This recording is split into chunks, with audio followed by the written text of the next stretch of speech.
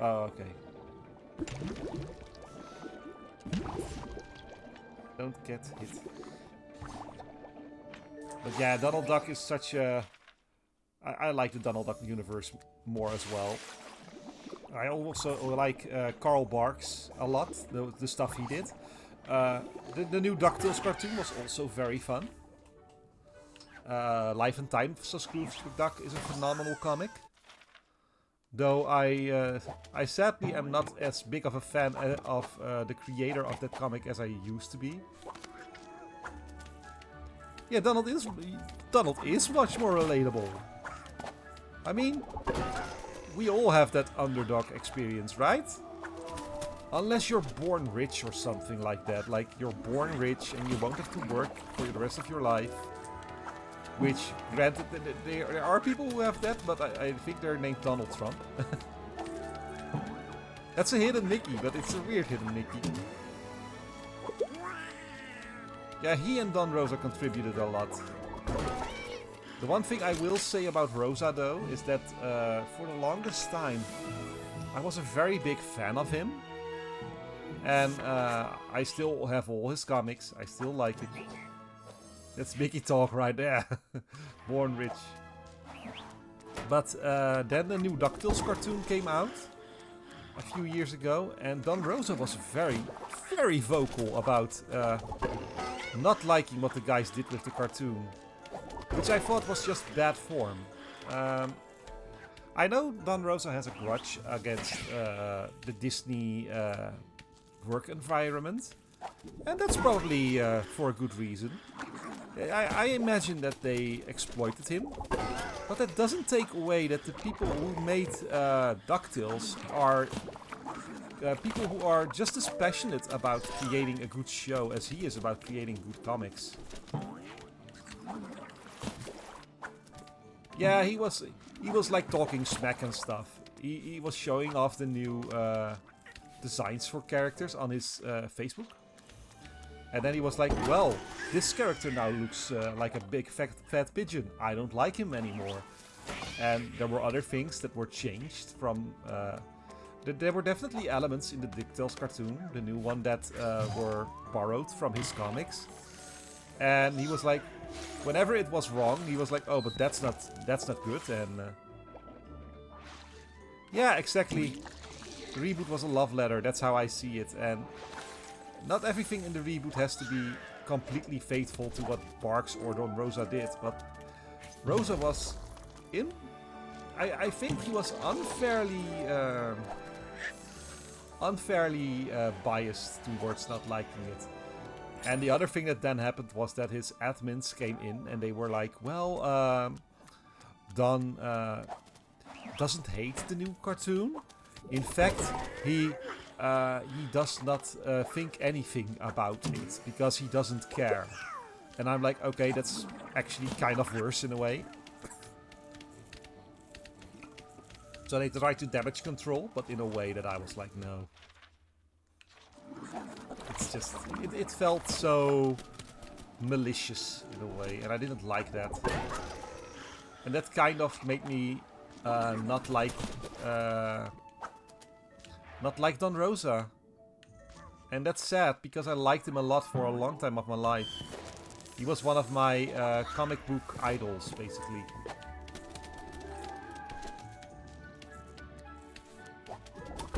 Yeah, you were Glumgold. Glumgold was the best character in that series. He was so hilariously evil. And then we have sharks! But my son and I love him too. I can actually do a very good Glumgold impression, but at the moment the wife is sleeping next door and I don't want to wake her up. But Glumgold is so hilarious in the new DuckTales. A lot of characters are very hilarious. The only one I don't know if I have mixed feelings towards... I don't know what her name is. Is it Goldie Glumgold or is it Kitty? I don't know. Oh wait, one second. I need to pay attention for a second. But yeah, he doesn't like the new cartoon too much. He doesn't seem to support it very much either. And you don't have to support it. I mean, it's a free world. But be professional about it and recognize that people actually put work into it. And definitely, at the very least, I think, recognize the fact that it was a passion project. If you can see that that was a passion project as an author which prides himself on having made one with the Scrooge McDuck Life and Times, then just don't talk about it if you don't want to. But yeah, he did end up talking about it, and then that's when I left his Facebook too, because back then I was still very active on Facebook, and I was in his on his Facebook page and stuff, and yeah, that just became a little bit of a toxic environment to me. And all the people in there were basically like very... Yeah, I do get the Disney bitterness though. I get why he would be bitter against Disney. They haven't treated him nicely.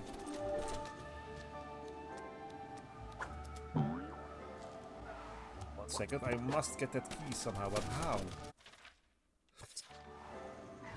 Oh, I think I know it. I think I see. Yeah, I see it.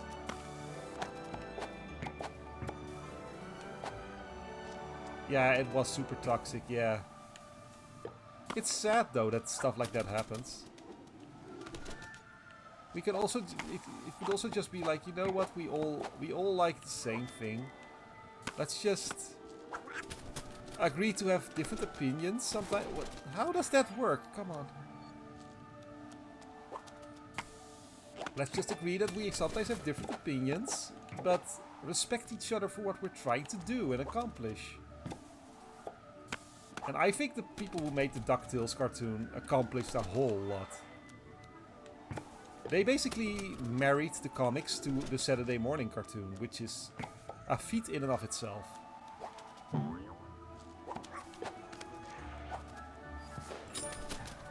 Okay, let's go. And David Tennant as Scrooge McDuck. Can we just talk about that? How amazing that was. David Tennant was such a god in that show. Curse me kills, I don't know what's happening. Correct. It was episodic with overarching... Yeah, it was. I loved how elements would come back later. He was amazing. And the whole Della storyline. We even got the Moon team. We got the freaking Moon from the NES game. How amazing is that they did that? Could you ever have imagined that when it started out? A little Moon reference, sure, but they made a whole fucking storyline out of it. That's just so awesome, and it paid off. The entire cast was perfect, yes, and all the different personalities of the nephews were also very fun. I like that. Though I will say, the actor who plays Dewey, I have heard him do that role so many times now. Not just Dewey, but basically, I believe he did Leonardo in the new Turtles cartoon that I haven't seen much of except for the movie. But also some other characters, and he's always that kind of character. That kind of gets old, but that's not something the writers can per se help. I mean, he was a good Dewey still. But I know that actor, and I'm like, oh, there he is again. Yeah, I 100% agree with you there. That reboot is just a perfect reboot, and I'll love it. Dewey, oh yeah, he was also Sonic. That's also the same kind of character, basically, like a person that is basically the guy that's in love with himself a little bit. That's who he plays. I'm currently also watching Parks and Recreation with my wife, and he's in that as well. And he's also, and there also he is a character that's in love with himself a lot.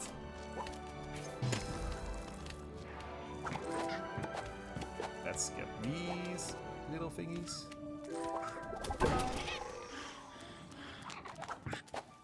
Oh, wait. Welcome back, JGR.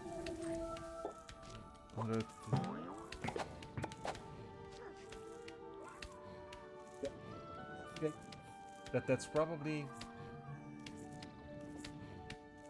Pennsylvania team.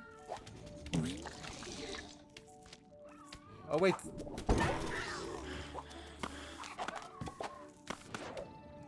But what I know what a leitmotif is, but I don't fully understand the sentence, JGR, what you're trying to say there.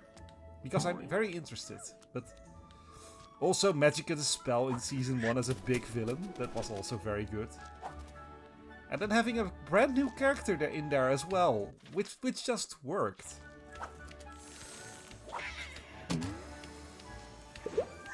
Yeah, those Magicka episodes. I like the fact that in Season 2, you have to wait for a long time to see Magicka again.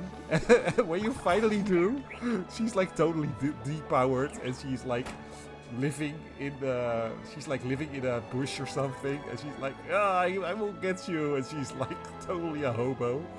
And then later on, she starts working at like a kid's diner or something like that. And then she magics up snakes out of her sleeves. That's so funny. I can go here, but I want to make sure that I explore the area fully first. Oh! Sky is there with another sub. Welcome back, Sky. Welcome back. Thank you so much for the resub. How have you been? What have you been up to? We are playing some nice Disney Illusion Island. Well, we're actually talking a lot about... oh, we cannot go here yet. Okay, cool. Well, we're actually talking a lot about the DuckTales reboot. Transylvania team from the NES team is referenced in Magicka's team in the reboot. Oh? What is this game? Well, this game is a nice little Metroidvania for beginners. And oh. What's that? Oh, that's my team. But wait a second, I need to turn something on and I forget. Let me just... Hang on. Because you're not seeing any alerts. I forgot. I forgitched. I'm sorry, Scare. Let's go. It should work now. Okay. Oh, I don't know if it works, but okay. But this is Disney Illusion Island, and it's a very fun game. It has lovely animation. I'm very happy with it. We're going to try and 100% it, so we're grabbing all the collectibles and goodies we see. And let's see where we need to go. We need to go there. So we're, of course, going the other way first. Because in a Metroidvania, if you want to get everything, you're not going the way you're supposed to initially. You're going the other way. Because there you'll find the stuff you're missing. Ah! And at the moment we're in the underwater area very much, thank you. But how has your day been, Sky? What have you been up to? I saw you earlier at Lorenzo's stream. I hope you had a fun time there. Watching Mega Man 9. Maybe you are like, I should go play that game.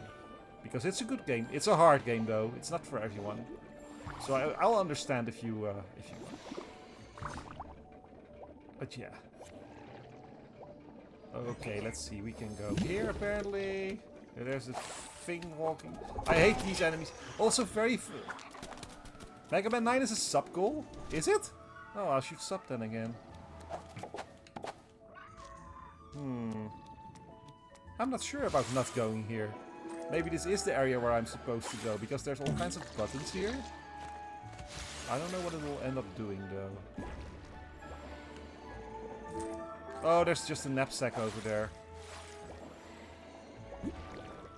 Then I'll have to resub, I guess, Sky.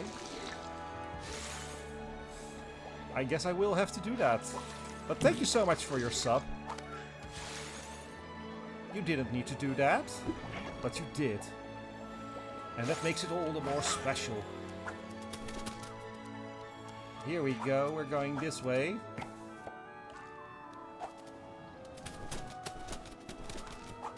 The official or fan... Yeah, I get that sometimes. I'm with you there, Sky. I for a while wanted to play stuff like Mega Rock and Roll and stuff that was like that. Okay, I keep hearing a horn, so there should be a hidden Mickey nearby. Keep your eyes peeled, guys. If you see... Oh, Donald died. Dang it. If you see a hidden Mickey, it should be close, because I think I died at the area where I heard it. Any of you guys sees a Mickey, then we should hunt it down. Oh dear lord, let me get that.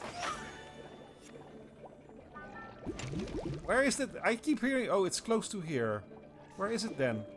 Wait, here? Oh, I see it. It's in the window. It's in the window of the thing. Yeah, Donald is very small now. It's because this game is actually tailor-made to do it as a multiplayer, as a co-op. So, normally you would be like 2 or 3... Like maximum 4 players, I think.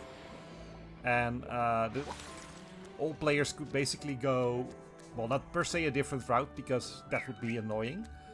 But they could all go towards an area and collect goodies there. And the game is basically made to follow 4 players and not 1. Also, the areas are kind of big. So it's good to have an overview so you don't miss all the collectible thingies here. Because you also have to pick up all these little thingamajigs. They are called glims and they will give us rewards like extra hearts. Fun thing about this game is you can actually... when you are playing together, you can actually have every player choose their own difficulty. So my son used to play this with me, my kid who's like 7 years old. And he would just go for the invincibility option. Like, he would not die. And I myself would go for 2 hearts. But you can also go for 1 heart or 3 hearts. And the only reason that I have 3 hearts now is because I got a lot of those glimmy things you see. And the game is like, okay, if you gathered enough of those, you get an extra heart. So I'm like, okay, I've earned that 3rd heart now. That's why I'm taking it. The game says I've earned it. But I have been playing with 2 hearts for the longest time. I'm just trying to get everything as I go.